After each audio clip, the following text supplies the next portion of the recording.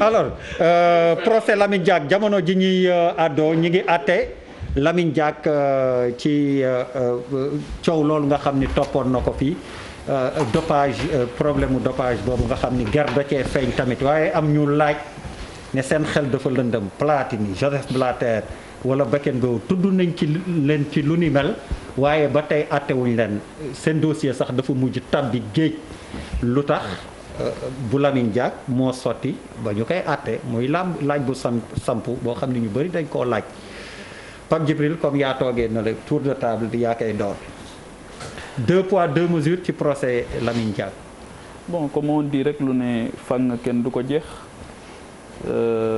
xel yëpp ñaaw na ci ni ñu doxalee procès bi ak les petites phrases yi génn jamono bu nekk nga xamante ni dafay mel ni dafa am benn bataille opinion boo xamante ni aussi dañ koy mënee depuis foofu et wax nga ko mais li ci am solo rek mooy aussi bien Platini Blatter ak Beckenbauer bi nga wax seen taxawaay yu réew aussi da ciy am solo te je pense que aussi à ce niveau aussi il faut que ñu gën a affirmer suñu bopp parce que sinon boo ko deful rek parce que genre procès yu mel nii aussi dafay am ay combat géopolitique parce que tey xam nga ñoo ngi ciy tudd Russie te xam nga Poutine kenn xale koy somb waaye mag a koy daan donc ça peut être beaucoup plus compliqué qu'on ne le pense mais di ñaan yàlla mu génn ci ba mën a dellu siwaat ci njabootam. honorable waaw mais moom wax na ko presque y a un combat géopolitique dans ce truc là man benn gis-gis laa ci am udul xam nga ñële ñëpp ay tubaab lañu y a des états derrière mais am na beneen message bu ñuy organisation bi di yónni parce que bu ñu xot-xotalee kii ba ñu daaneel ko amul beneen nit ku ñuul buy sañati dem positionné pour ne day jël CIO parce que l'enjeu financier ak contrôle bi ñu ci bëgg a am ak l'enjeu géopolitique bi ci am dañ koy contrôler seen bopp te le message qu'il lance parce que tamit ñi ko jiitu def nañ lu gën a garaaw ñi ko jiitu def nañ lu en terme de deal yoo xam ne kii la mais le fait que mu nekk nit ku ñuul tamit ak ñu bëgg a léegi ne nañ koy gérer seen bopp dinañ jox leçon bu kenn ku nekk ci biir comité bi ne nit ku ñuul da ngaa bëgg egg foofu sax boo xalaataay de l'histoire de Lamine Diack dangay dellu yaa naan baax na ale Papis waaw déjà dañ koy ñaanal mu jóge ci situation bi président Lamine li mu wax c'est vrai parce que boo delluwaatee tuuti rek da ngay xam ne c'est le premier à être le président d'une institution bu toll nii benn aspect. Il y a eu Moro, président de la FIBA. Ablaye Seye Moro. Je parle de IAF. FIBA basket. Je parle d'athlétisme. Le basket et l'athlétisme, c'est comme ça, Charles. Ouais, mais c'est deux fédérations. À l'échelle des valeurs, c'est comme ça. Non. Ah, si, l'athlétisme et le basket, c'est comme ça. Ok. Hein? Je suis désolé. Pas en discuter. Non, pas désolé. Tu n'es pas une vérité. Il ne faut pas avoir le plaisir de me contredire parce que... Non, je t'ai dit qu'il y a eu avant lui. C'est pas le premier, parce que le premier s'appelle Abdoulaye Seye Moro. Je ne t'attends pas. J'ai dit, le premier président de l'IAF noir, c'est Lamine Diack. Waaw. waxuma la ok, c'est clair et précis. Il y a une discrimination parce que dans les instances sportives, dafa bëri ay njuuj il faut le dire parce que dafa bëri xaalis sport. pour ne pas parce que gis-gis la boo jëlee nga transition nga xam dafa am benn parti pris benn tappale bu ci nekk au-delà de ce qui s'est passé je veux pas revenir sur la genèse et tout. aux États-Unis fii Lance Armstrong daf na bu gën a weng. Lance Armstrong il a triché pendant sept Tours de France. di ko sàcc ñu jàpp ko Lance Armstrong mu ngi États-Unis yaataa yu mbéy lu mu ko neexee parce que c'est Lance Armstrong. He's white man dafa nu ko gars yi booy di waxee dafa parce que il est blanc góor gi dafa am fu muy fekk IAF dafa am fu mu ko fekk ay situations mais financières yu terribles comment il a fait je sais pas il s'est arrangé pour amener l'instance à un niveau de sponsor xam les gens parlent de déficit moom excédentaire c'est ce Lamine Diack qui est un Sénégalais qui a réussi là où les tubaab là qui lui font mais la méchanceté absolue qui n'ont jamais pu régler un franc. Voilà l'histoire. Et tous les chefs d'État africains, ñoom ñëpp ñu ngi nelaw. Tous, ñoom ñëpp la wax, ils sont tous en train de dormir. ñoom ñu sax yëkkati la voix. Et c'est quelqu'un qu'on devait protéger. Parce que les gens qui le jugent aujourd'hui, koo si waxul nii di nga gis ay góom yoo xamante ne sëñ bi, tu vas le tuer doo ko juger. Parce qu'il est coupable. C'est ça qui est malheureux. Ali Bouba.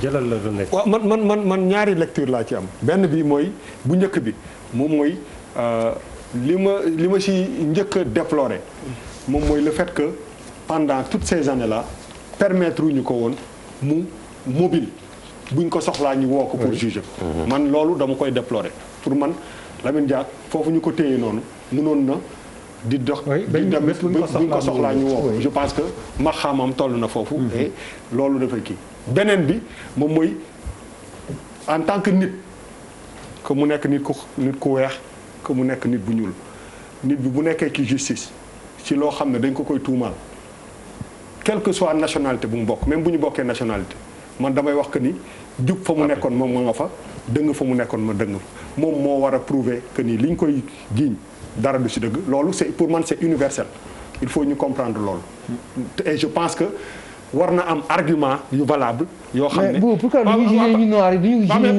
weex ñi Papi dama laa déglu ba nga j'aime bien te relancer le pourquoi ñu jugé ñu noir yi du ñu jugé ñu blanc yi pourquoi il faut mu am équilibre de façon pour la race déjà ensuite ñu spécifier mais si tu es noir on te juge si tu es blanc on te juge pas il y a discrimination au départ à l'arrivée il ne peut pas y avoir équilibre c'est pas possible c'est la cohérence de l'analyse bu je suis désolé. je peux continuer excuse-moi continue ok voilà donc mais baal ma tey Papis dafa tàng. non c'est ma façon de parler non du tàng dafa nga lii. non la muy gis nga boo demoon nga xool. tu as mal quand dans les rendez-vous sportifs lu gën a ngande yi. Charles xam na li may wax bu baax boo gisoon paa bi tu es fier d'être sénégalais. tu es fier d'être sénégalais aujourd'hui paa bu demee ba à son âge ñu koy yóbbu à ce niveau. Pour des broutilles, tu as mal si tu es sénégalais. Boo ko xamee je veux dire. C'est important ce que je dis. Oui. Kilifa bu mag la bu mat sax war nañu ko toroxal ñu koy seetaan comme ça. Les gens qui sont je sais pas moi ça fait mal. bu ko yéexalee allez c'est bon cette fois. waaw donc je disais dama doon wax dama ne li ñu ko traîné dans la boue depuis des années si kilifa gu toll ni moom du pour man loolu wàcce na war maam. maintenant lu nekk ci diggu loxo justice man sama Bouba Ndour pour man quelle que soit nationalité boobu même boo nekkee sénégalais si man sa innocence bi nga ko war a mën a prouver bu dee am nga argument yu wóor kooku dama koy teg foofu pour ne pas convoquer leneen quoi mais dama koy ñaanal parce que je pense que affection bi nga xam ne sénégalais yëpp bokk nañ ko ci Lamine Diack ci respect bi ñu am pour moom kenn mënu ko dindi mais comme mbirum yoon la man dama ci xaw a tey tuuti parce que ñi ñu ciy tudd bëri na te malheureusement ñuy juger nit ñi am na ñoo xam ne peut-être bu ñu toogoon foofu ñu koy juger doon na épargner pas bi yenn coono yi donc je pense que yooyu dafa am solo. merci. man am naa chance su dajeeg moom 2013 mairie 20e ñuy defandoo benn conférence bu tudd dialogue intergénérationnel c'était notre invité. muy nettali dara loolu répété waat na ko sax ci benn journal de la place il disait il est né dans un quartier il était entre la prison et le stade il avait choisi le stade et il disait tant au Senghor bu dëkk bi tàngoon trop il disait à Senghor il me suffit d'avoir un ballon pour régler le problème des jeunes. li muy rappeler rek mooy tey bu ñuy am ay ASC tey association sportive et culturelle.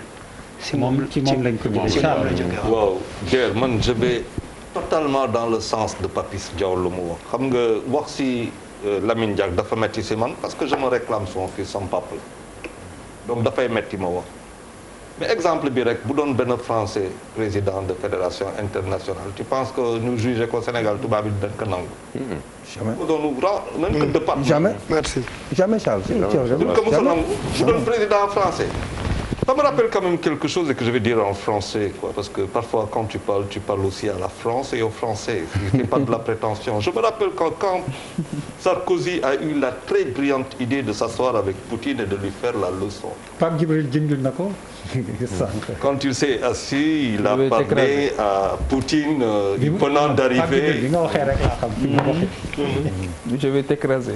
Je vais t'écraser. Et le nain français, avec ses tics, a découvert un Poutine qui lui fait savoir que si la France était comme ça, la Russie était comme ça. Et qu'il pouvait faire de Sarkozy, qui est venu nous donner un cours d'histoire sur notre incapacité à rentrer dans l'histoire. Je peux faire de toi le plus grand président d'Europe, l'un des plus puissants en tout cas, mais comme je peux t'écraser comme un ver de terre. Ça veut dire quoi aujourd'hui? C'est qu'on est en train d'écraser Lamine Diack comme un ver de terre. Et Papis, tu as raison de dire que nos chefs d'État dañu nelaw. dañuy nelaw dafa am loo xamante ne waruñu ko nangu. Platini lan la fi deful Beck ak ñeneen ñi dara te lu nga wax moo am. Moi j'ai eu la chance d'aller en Chine en 2015 au championnat du monde d'athlétisme invité par Lamine Diack. xam nga pourquoi ma waaru keroog c'était sa dernière compétition. Cette image de la Chine qui dit merci à un homme, de monde de l'athlétisme. Pour moi, c'était la plus belle image que j'avais vue dans toute ma carrière de journaliste sportif. Français yi yàq nañ lool mais bu dee tam yàq nañ ko lool où ils peuvent pas pardonner à l'homme d'avoir parce que ils peuvent pas nous pardonner lu ne loin. George Floyd est là. mu ngi fii tout récent. C'est-à-dire le monde est en train de bouger. On doit arrêter cette affaire-là quoi et arrêter d'être ridicule. Pierre, je sais que gis-gis la mais li muy wax c'est tellement fort que dama koy dégg. Ne me crève pas les c'est ridicule. si tu reviens sur son passage sur Afrique et tout. Amadou Ba. situation bi daal li ma ci mën a wax rek mooy c'est une situation extrêmement pénible difficile et chaque Sénégalais wala chaque Africain véritablement mu ngi koy vivre dans sa chair. Et que Papis wax na ko Charles wax na ko nos États devraient véritablement se prononcer. Merci beaucoup. Allez, Daf. waaw xam nga man dama gëm ambition. nit da ngay ambitieux. Lamine Diack li mu def nii africain yi l'ambition africaine moom la nit ku weex ki bëgg di teg ci suuf. tey jii kër gi ki ko def nii ba muy way wolof la doon wax. lu tax mu dem ba àdduna bi yëpp respecté ko dañ ko war a protéger. protéger nit ki du protéger ko ak ay armes. mais dañ koy protéger ñàkk ko dañ lay ñàkk ba du nit ki du egg ci yow. man loolu laa gëm ambition nit da ngay am loo bëgg am foo bëgg a yegg. te Lamine Diack loolu daf ñu ko jàngal. ba pare nag Charles wax na ko nee na moom fekke ne sax dernière organisation. xam nga ñun ñu ko fekkewul sax bi muy wax ñun ñëpp on avait le cœur kii. dañ koy ñaanal yàlla comme ni ko Sénégal yëpp defee. yàlla na ko yàlla teggi loolu. ba mu ñëwaat ci réewum bi gis njabootam gi fi nekk. allez jërëjëf bi ci topp ban moo ci topp après tour de piste bi ma njëkk def c'est pas un hasard tour de piste lañ dem classement dañuy on peut c'est toujours le sport non classement 2020 bi yoon ville yi gën a cher ci Afrique ak àddina bi Sénégal Dakar dugal nañ ko ci classement yi ñeent fukk ak ñaari dëkk lañ jël 42 eh bien Dakar mooy 14e ci Afrique ci dëkk bi gën a cher bu ñu koy xayma ci àddina bi classement bi Dakar mooy 75e dëkk bi gën a cher tamit Afrique fii nii fële la nekk Seychelles Victoria moo gën a cher waaye lu ko mooy Tunis mooy ville bi gën a yomb dund gën a yéwén ci àddina bi ci li ñu jàpp fii nii ci classement boo xam ne ay américains ñoo ko def agence encore en hôtel ñoo gën a yomb. ay ca léegi yow vas-y 7000 francs 7000 francs. hôtellerie gëm naa ko parce que c'est on a fait ah man mosuma dem dëkk bu yombee. Gamart Gamart voilà. Gamart 7000 francs. wax leen borom mu. alors tu en penses quoi Dakar 14e. dégg nga côté économie si day si wax. ma ne dégg nga côté. dégg naa leen wala. alors honorable ça t'inspire chambre boubul wala suñu non bàyyil honorable. mais c'est très simple. nee na ba ngeen demee hôtel ñaata la jël 7000 francs. oui ah oui. La ville le coût de la ville dépend de son foncier. Absolument. Le coût de la ville dépend de son foncier. Plus le foncier est cher, plus le coût de la vie est cher. Tey par exemple je vais te donner un exemple. Rapidement boo demee pour wàcce fa conteneur. li ñu lay charger par jour pour nga fay. de stockage. mais kooku nga fay jëlee fan la koy répercuter coût bi da koy répercuter ci client bi après. waaw. te bu seeree port rek ba génn li mu war a récupérer il faut mu dul ko ci client bi la koy jëlee donc le foncier tant que ça va exploser Dakar va être cher. Papis. waaw j'ai Bouba. ma ci xam ni Dakar cher na dëggantaan. nga ni balaa ngay xam ni Dakar cher na dëggantaan ngay gagné 200 wala 300 000. lu am jabar ngay xam ne Dakar cher na. et je pense que pour mu cher lii tax ñuy def émission bi tous les vendredis mettit bu nekk ñu jël ko teg ko ci kaw table bi répercussions yi moo tax muy cher peut-être que yooyu problème yooyu bu ñu ko réglé woon dina tax dëkk bi bañ a cher donc je pense que c'est pas place bi ñu am lan moo ñu ko yóbbee je pense que loolu mooy question bu mag bi ñu war a poser. te honorable tontu na ci alors. waaw cher gi waaw war naa wàññi ko de ñun day jabot lañu. nag wax dëgg yàlla nag. wax dëgg yàlla nag Amadou Ba. waaw war naa wàññi ko daal. ay jabot lañu daal. gis nga DER. 1999. waaw. yaa ngi dëkk Liberté 1 Liberté 2 Jëppal am kër de 300 mètres carrés tu payes le loyer à 19 000. Sicap Sicap. ah. 19 000. 1999. Je te dis 1999 Abdoulaye Wade ñëw on est passé de 570 milliards de budget. Oui. À la première année mu yóbbu ko deuxième troisième année ça a explosé xaalis boobu fu ñu koy jël.